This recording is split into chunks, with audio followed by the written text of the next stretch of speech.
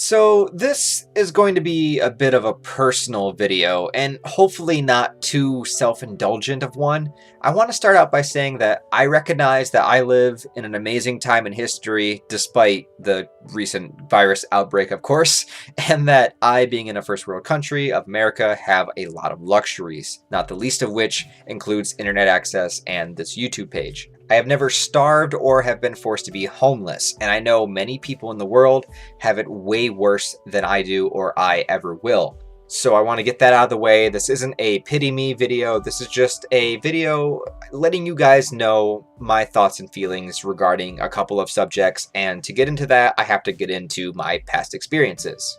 So I've been thinking a lot lately about how I view the value of strength and perhaps even the value of masculinity, and I want to share it with you about how I interpret it and why I wish I had learned particular things when I was younger, and how a lack of knowledge of those things caused me more problems as a young boy and into adulthood.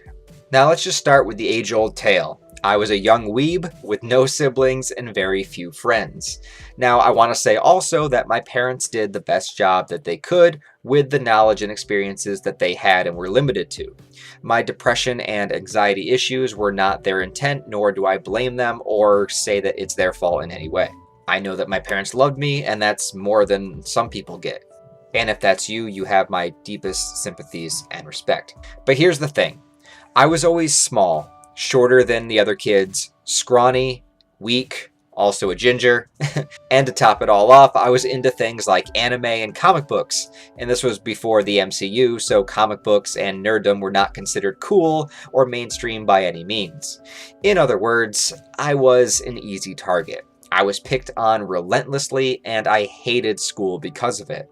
Being forced to study things I had no interest in and had no practical applications, alongside getting harassed and thrown into lockers. And the thing was, I allowed it to happen because I didn't know any better. I wasn't taught how to react to it properly. The most I was ever told was go tell a teacher, and most often that would just make things worse.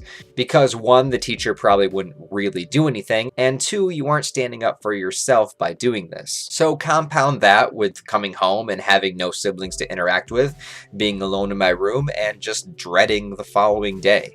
But one thing I always had, and this is going to sound really silly, but it's serious, was coming home to Toonami, coming home from school every day, and there was a block of shows that I gravitated towards, and it was an escape from the real world.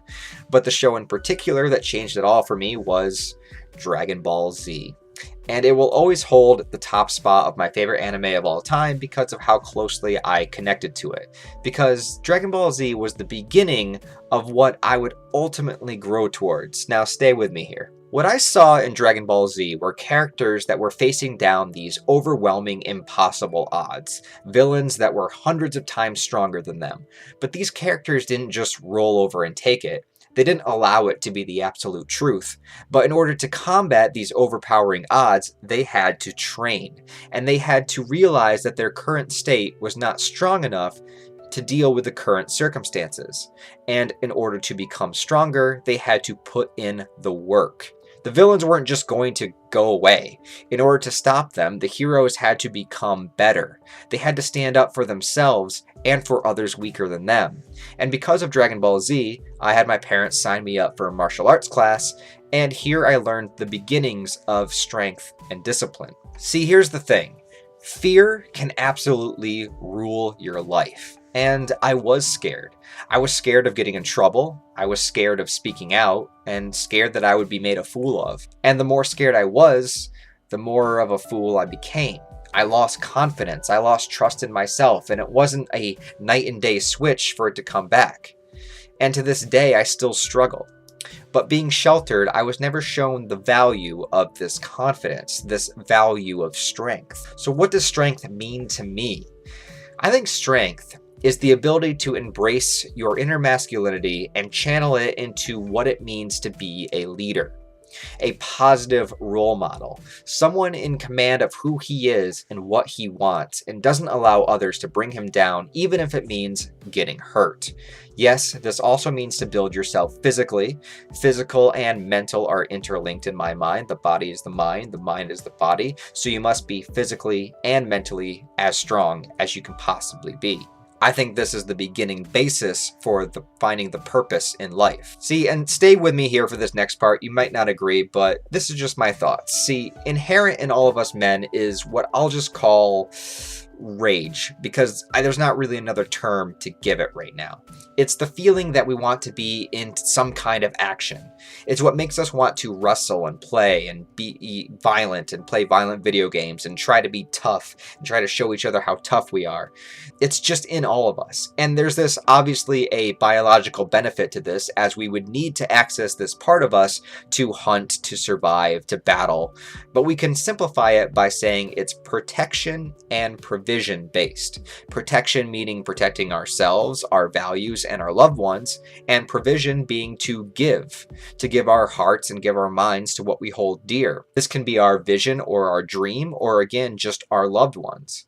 But as a young boy, you don't really have a clear understanding of these things. All you feel is that rage, and that rage needs to be channeled. And if you don't have someone to guide you or put it into what will benefit you, it'll become something that slowly destroys you. You'll lash out at others or even at yourself, and you'll just have this rising frustration about yourself in general, and that will destroy your confidence. And without a mission or a purpose, it's like trying to cross a tightrope with no balance and hell, no rope. But despite having a good jump start on discipline and increasing my physical strength with martial arts, I was still full of rage as a teenager. A combination of hating school still, never getting a girlfriend, and wanting to break free of my sheltering. I won't lie, I had a lot of sick thoughts that I am not proud of. The dark side of the mind, or the beast of darkness, if you will. But if I had just had someone to show me how to put my focus into myself rather than projecting that anger outwardly. As that energy escaped my body, it left me depleted and depressed. Depression is when you are in a low state of vibration and stuck in your head. I wish I had somebody teach me meditation earlier in life, to teach me how to breathe properly and deeply, to teach me to face my fears, to teach me to fight back, or to teach me to be confident enough in myself that the words of others wouldn't penetrate my shield. Things that seemed to come so naturally to other people, I did not have. I have friends and I've seen people that just get it from the start, but I didn't.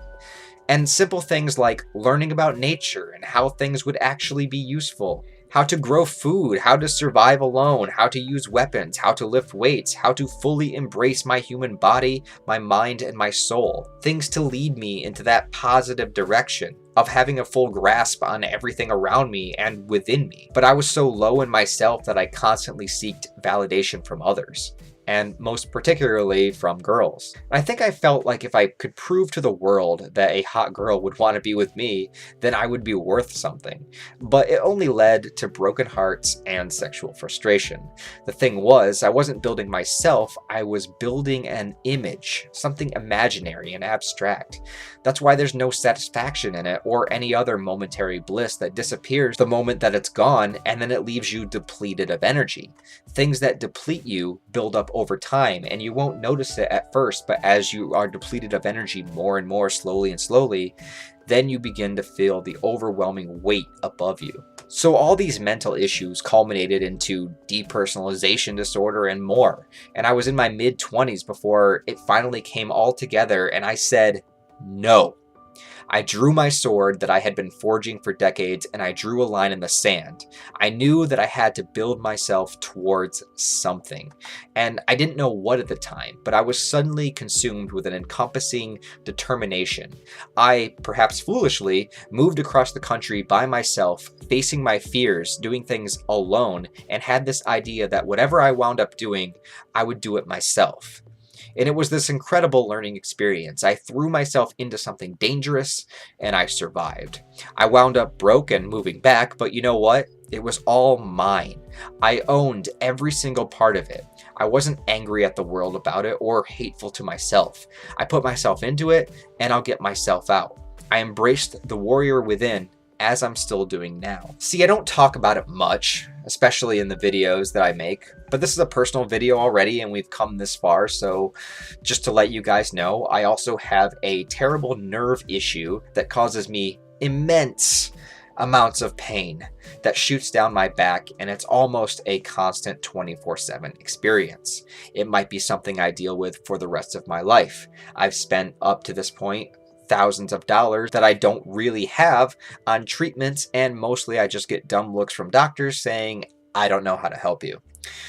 But just as I was a kid looking at Dragon Ball Z, seeing characters overcome their difficulties by putting in the work, and as an adult I grew an attachment to Berserk, a series about struggle and facing literal impossible odds, and I see how Guts keeps going, and how he made mistakes along the way, but he never stopped. He, at least at the time of making this video, never let the Beast of Darkness fully take over. And I can relate to this. I can relate to absolute depression, to rage, and that feeling that it's time to do the ultimate give up, if you know what I mean. But Guts never did that. He just continued no matter what the cost. And this is why I personally feel that fiction is important, because it can inspire. And all that aside, I refuse to give up. And I will continue to learn and to grow more, to give myself more discipline, to push myself physically, mentally, and spiritually. And it hasn't been easy. I know what it's like to be scared, to feel so useless, to feel like you don't matter, to feel like the world and everyone in it is bigger and stronger than you, and there's nothing you can do about it. But so what? Reach down deep and find that strength, and trust me, it's in there.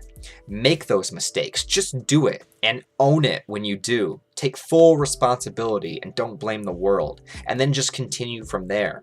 Go at your own pace also, don't worry about the world around you, and if you have a mentor, please embrace it completely, especially if you're younger. You can be the hero. No, you can be the king of your own story. So I just want to say, if you guys are struggling out there and you're not sure what to do, or you feel so low, know that that strength is within you, and strength is important.